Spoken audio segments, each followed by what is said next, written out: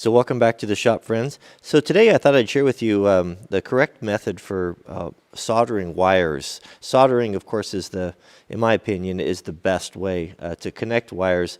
Many of us kind of maybe default to these little guys. We've seen these little automotive style connectors in there, and well, they're not great. Just go look at your trailer after a couple of years being outside using these. You know, they're not ideal. The ideal way, though, is to solder. It's a little intimidating, I think, by a lot of folks because maybe you don't have the equipment or you've had bad luck with it. I'll show you how easy this is to do with just a tiny handful of tools, and I'll show you. Let's go into the kit right now. There's really just a few things you need in your kit. And, you know, it's worth $100 or so. You can put together this kit that'll serve you for a lifetime.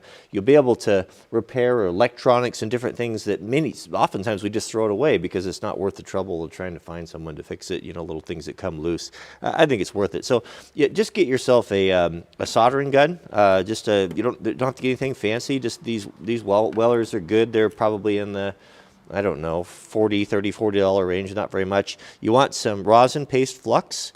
You want a little brush and some rosin core solder. You don't want to use the solder used for plumbing. It's not the right stuff. And this right here, this stuff's amazing. This is a 3M silicone dielectric grease type of thing that we use, as well as, you know, a good selection of shrink tubing. So let's show you how to prep it, and then we'll go through the whole process here. Do yourself a favor and get a couple of these alligator clips. You don't have to have those fancy stands, you know, if you're just doing this once in a while. Take 2 alligator clips and clamp them in your vise like this. Now, some of these alligator clips have a pretty tight spring on them, so take some shrink tubing on the ones you're going to keep in your kit and just melt it on there, and that way they won't mess up your wire. And this is going to hold things securely, and you're just going to get a whole lot better job. Okay, so for joining the wire, there's a couple different ways of doing it, but what I have found to be the best, and this is what Granddad always did it, is you fray the ends of the wire like this. You kind of splay them out like this and join them so they intermingle, kind of mesh like fingers together. Pinch one side like this here and start bringing everything together, and then twist. Twist this side here, and then twist this side over here like that. And that's going to give you the cleanest, the smallest, because we're going to shrink. If this is going to be something that's exposed and we're going to put our shrink tubing on there, it's going to be a little more low profile and look a little better. Now we can clamp it into our jaws and get everything ready for the solder. I don't think I mentioned you want a damp sponge too. Just any sort of old worn out sponge would be fine. Now with everything ready, you're going to take your rosin flux, right? And we're going to apply that on there like that. So just coat that on there, and that's going to help that solder to bind. It probably wouldn't be a bad idea to have heated that up first. And then we're going to get our soldering iron and untangle the cord that hooks on everything. Okay, so this shouldn't take long to heat up. So what we're going to do is we're going to put that on there like that, just until that flux starts to melt in, that rosin, and it starts to melt down inside the wires there, right? And then Granddad always said you touch the end of that there to tin it. I don't know why, I just always have. And we're going to heat from the bottom, and we're going to start heating that up until this melts.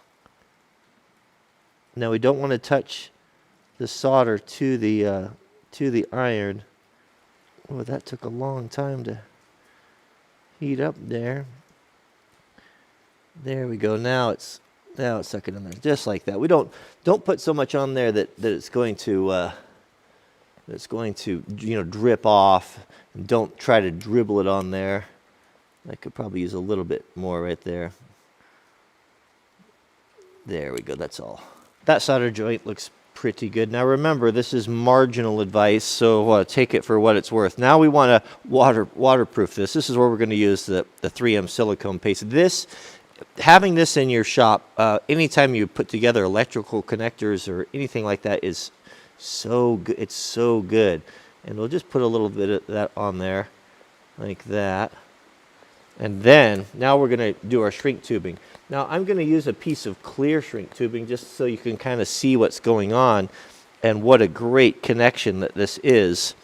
So what we can do here is, once we have that grease on there, now we'll thread our shrink tubing on here like this, and try to be careful when to hold that, not to scrape all that silicone grease off there, and just place it like that. Now your shrink tape's going to shrink on the ends about 10%. So I'm always pretty liberal with that, and give myself plenty of tubing.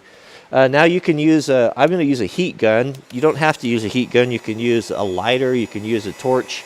Problem with the lighter and the torch is if you're not really careful, it will tend to burn the wire in the housing.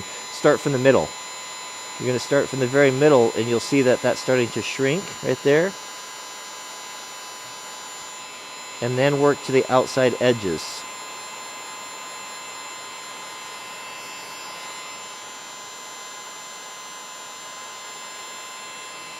And you'll see, I think you can see, you'll see that silicone making that seal as the shrink tape tightens around the connection, and ideally you want it to squeeze out like that side right there. Probably should have put a little bit more on the housing, but that looks pretty good right there actually. Now once that's cool to the touch, you can clean that silicone off there, and you have a really good, as good as you're going to get, a waterproof connection for joining two wires together. That's probably going to be tougher than the wire itself. So that's all there really is to it for connecting those, and that again, that's going to be your best connection. If you can take a little bit more time and you can solder these with a shrink tape instead of using those blue automotive style connectors, you're most likely not going to have to go back and redo your electrical work, especially for stuff that's going to be sitting outside like trailers, or especially boat trailers, or there's a lot of water and spray on those, and it's pretty hard on electrical stuff. So what I'm going to do, I was going to add, a lot of folks have been asking, what happened to Wrangler Mart? Wrangler Mart was our Amazon affiliate store where I put the things that I like.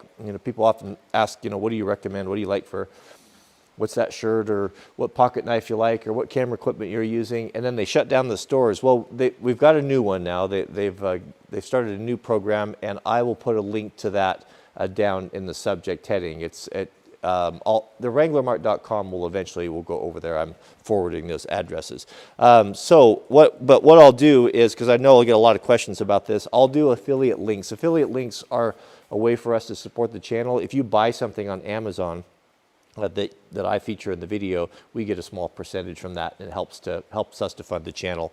It doesn't cost you any more than what you'd normally buy it for, but it's just a way of helping creators out. So what you're going to want for your electrical kit, just basic stuff, is a soldering iron. I'll put one there that's good quality and not too expensive, and a heat gun. When you're buying a heat gun, make sure you get one that stands on its own, that's got some feet on it. Like this one here will sit like this on your bench. That way you can work on it hands-free. So if you're heating stuff or like that, to have two hands and have it so you don't have to clamp it in the vise is actually pretty nice. So those are the two main things right there. I'll put the flux, the silicone paste. You definitely want some of that. That's a must-have. That's like the WD-40 of electrical work, and solder and shrink tape. If I was going to add to that, I would invest in a pair of good strippers. Wire strippers are very nice. They'll pay for themselves on it if you have a small project, and some good crimpers and nippers, and that's about it. So I'll put together that kit for you on the store. So thanks for watching, and we'll see you guys on the next video.